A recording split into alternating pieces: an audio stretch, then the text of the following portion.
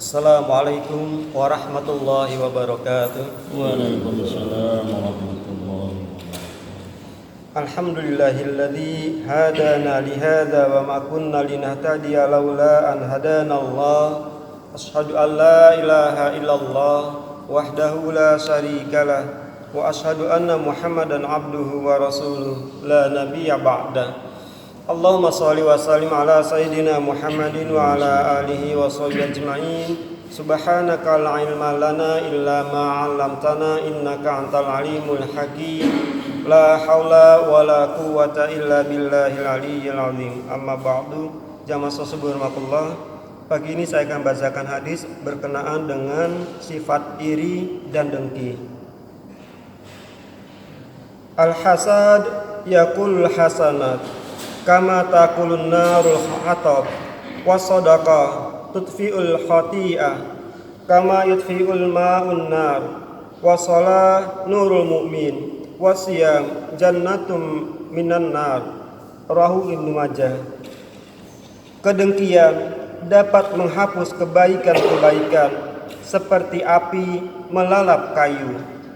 Sedekah dapat memadamkan dosa seperti air memadamkan api. Salat adalah nur orang mukmin, sedangkan saum adalah benteng yang menyelamatkan seseorang dari api neraka. Hadis riwayat Ibnu Majah. Penjelasan: dengki itu sama dengan seperti api yang menyala-nyala dan membakar kebaikan pelakunya hingga habis bila tidak segera dipadamkan. Karena itu, jauhilah sifat yang tercela ini dengan banyak berdoa, seperti yang disebutkan dalam firman Allah yang artinya, dan orang-orang yang datang sesudah mereka berdoa, Ya Rabb kami, beri ampunlah kami dan saudara-saudara kami yang telah beriman lebih dulu dari kami, dan janganlah Engkau membiarkan kedengkian dalam hati terhadap orang-orang yang beriman. Ya Rabb kami, sesungguhnya Engkau Maha Penyantun lagi Maha Penyayang. Quran Surat Al-Hasyr ayat 10. Kedengkian yang ada dalam diri seseorang merupakan penyakit hati yang tidak boleh dibiarkan, karena akan mengotori hati dan menghapuskan pahala kebaikan. Bukan hanya itu, hati yang penuh dengki akan terjauh dari Allah Subhanahu wa ta'ala. Sebaliknya, bersedekah dapat menghapus dosa sebagaimana air memadamkan api. Dalam hadis lain disebutkan bahwa sedekah itu dapat memadamkan kemurkaan Allah. Bahkan sedekah dapat menolak atau membentengi pemberinya dari api neraka. Orang yang rajin bersedekah adalah orang yang kaya hatinya.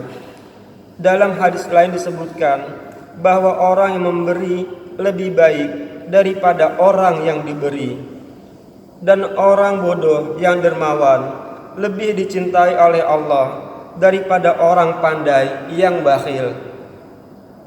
Salat adalah nur orang mukmin yang dapat mencegahnya melakukan perbuatan-perbuatan keji dan mungkar, seperti firman Allah yang artinya, bacalah apa yang telah diwahyukan Allah kepadamu, yaitu Al-Quran, dan dirikanlah salat.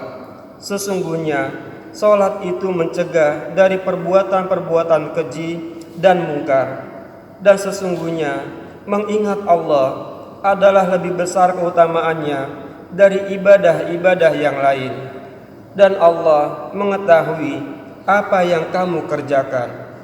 Quran Surat Al-Ankabut ayat 45. Salat juga merupakan tiangnya agama. Barang siapa yang mendirikan salat, berarti ia mendirikan agama dalam dirinya. Dan barang siapa yang meninggalkan salat, berarti ia menghancurkan agama dalam dirinya.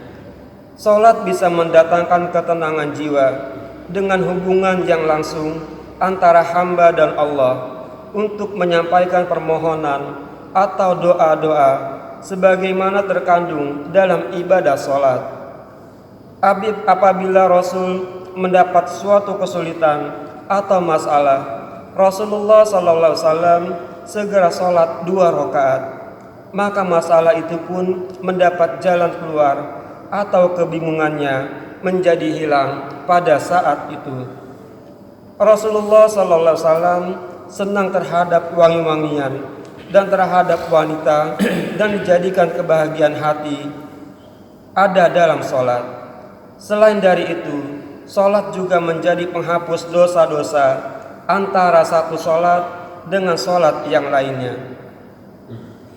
Puasa merupakan benteng yang dapat melindungi pelakunya dari neraka. Dengan berpuasa, seseorang menjadi lebih mampu untuk menghindarkan diri dari perbuatan dosa, sehingga ia menjadi terjaga dari dosa yang bisa menjerumuskannya ke dalam neraka. Dengan demikian, puasa merupakan benteng dari api neraka.